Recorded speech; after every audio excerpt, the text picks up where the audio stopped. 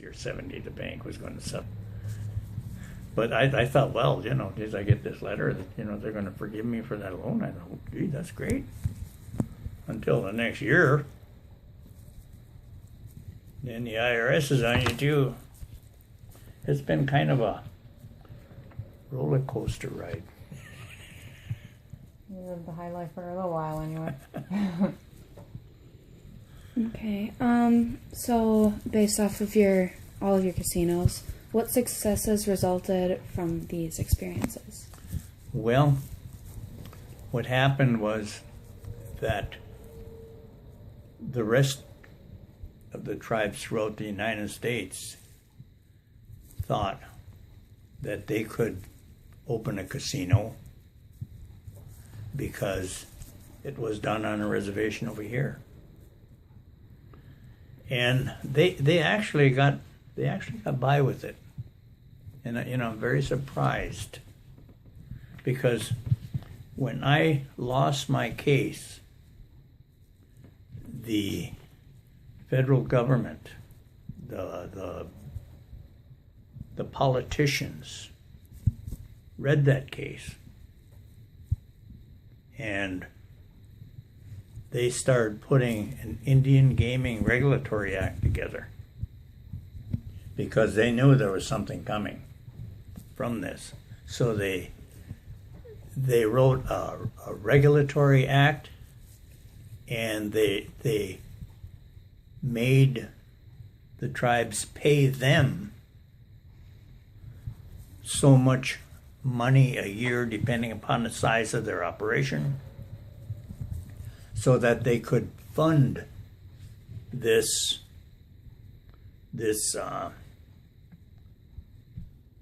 group or this law and get it right out of the Indian people. And they started working on that right after I got my decision. And nobody knows that, you couldn't really do that all over. But the tribes, they let them get away with it. They said that if you're gambling in the state, that means a state lottery. I guess, then we can build a casino. But, it's a long way from casino. But anyway, they allowed it. But, only when they put this law in place. And it tells you how to spend your money, what you have to do in every facet of the operation. And it's highly regulated now. And they come in and they monitor everything. So that's off of the Dakota case. That's the story about it. Loss, it was their victory. Yeah, it's I guess they must have knew that we must have had them. And that was the theory, was that if you license and regulate it within that state, it's the law. If it's 3 days a year, the tribe can do it 365 days out of the year. You have nothing to say about that. So that's what happened, and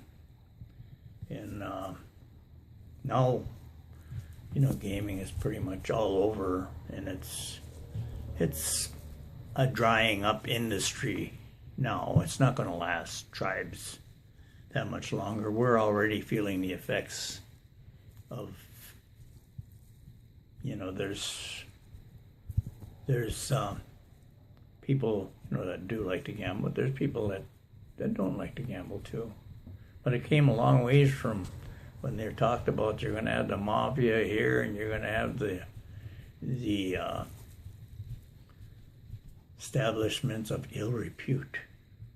I was going to be bringing those people in too. I mean, they had all that stuff on it, But what I said was, I might be able to be sitting on the board of some bank. I never made it. Some of our members got on there, but I never made it. But that's what I wanted to do. I wanted to sit on that damn bank board and make some decisions. Couldn't make it. Feds got after me because my tribe asked them to come after me. I don't know what would have happened if they didn't do that. Maybe eventually they would have got me anyway. I don't know. But my theory was, if you license and regulate it, there's nothing wrong with it. Because you did it. You were the first to start it. Yeah. You're the one that said you're gonna license and regulate it in the state. But you know, the other places, Wisconsin, Minnesota, they never, the only thing they had was lotteries. And they put so much political pressure, politicians for the tribes, put so much political pressure on there that kind of indicated that, you know, maybe lottery is a little bit like that. And then they allowed it to pass, which is totally wrong. But that's what happened. Somebody had to pay the price, and I guess I did. All right. So you talk about your successes a lot.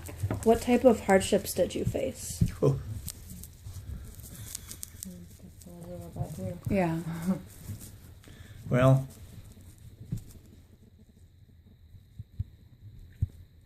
after I didn't have the casino, I got a divorce pretty quickly. The house that I bought, I was unable to pay for. I lost that. I was selling used cars for a while. That didn't pay nothing, so I lost that. However, I did get back on the tribal council.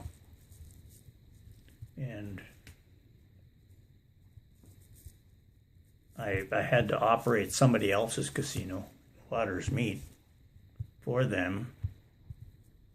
That was a hard break. But I did it. Still had kids home. Yeah, and that's probably about it. It's Right. I guess I don't really know what this is, but a couple articles mentioned like something called the 900 number lottery. Do you like, what is that? yeah, okay, well, we were going to do a lottery over the phone lines. Mm-hmm. You know, it'd be a strict lottery, but you could use the telephone to pick your numbers and everything.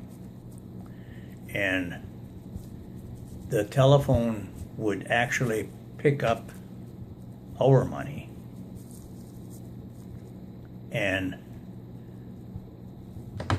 we would catch that, like you'd pay the telephone bill, and part of it would come to us.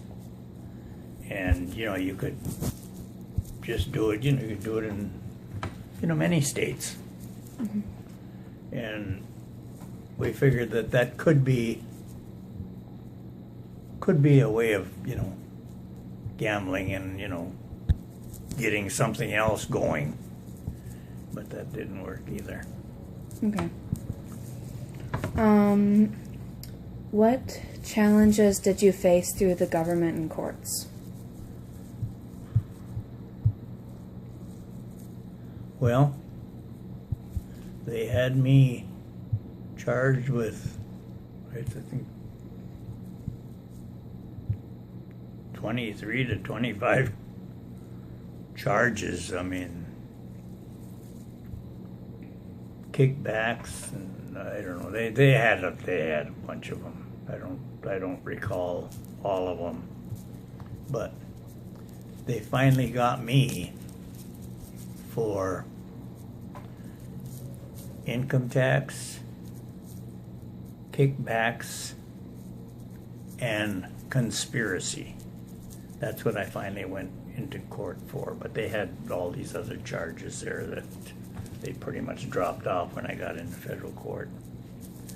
And they brought me, I think if we would have went to federal court here in Marquette, I think I would have won that case. But they took me down to Grand Rapids to the Bible Belt, and they heard the case there. And it took them, I think, about 8 days. Well, the court went for about a month. And you'd think I was Al Capone, for Christ's sakes. And I think Jesus, I can't remember. It was several days it took before they came with a guilty verdict. And that was for income tax, and kickbacks. Because you can't have a conspiracy with two people. Although they got the other guy for conspiracy. But I had to go into federal court down there for quite a while. And then they finally carted me off from Grand Rapids. Okay. And I got, I think, was it 30-month sentence for those two things. So I went and did it. What else you gonna do? When your Uncle Sam wants you, I don't care what your problem is. He'll get you. And I still say I am not guilty. And if I was ever going to be forgiven from a president, that would never happen, because I would never ever say I was guilty in big forgiveness anyway. You did it to me, it's done, it's over, and to hell with you. Okay. So can you explain in your words how you paved the way for other tribes and their casinos? I know you kind of answered that a little bit already, but... Well, everybody, I mean, I think I had all the networks up here when I was going through that 18 months that I was open. I was only open for 18 months. And your networks, CNN was here many times. They would all, come in and interview me, take pictures of the operation and like that. And that was, I got calls from tribes in New York and stuff like that, how you do it and all that stuff. And, I forgot the question again. So they were asking me for advice and whatnot. Oh, yeah, well, and I told them, what was going on and stuff. And that's pretty much what happened,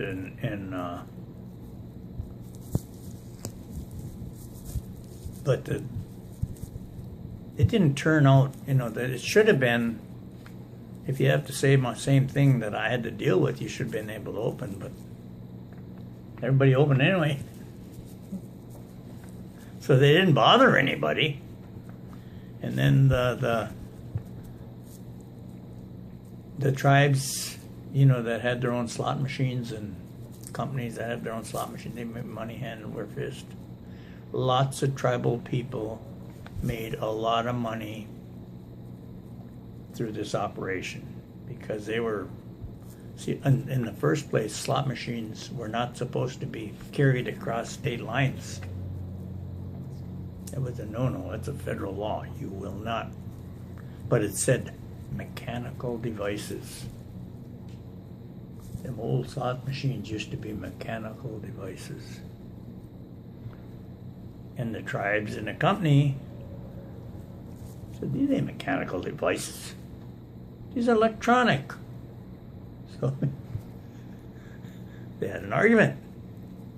So, but like I say, the government is always right.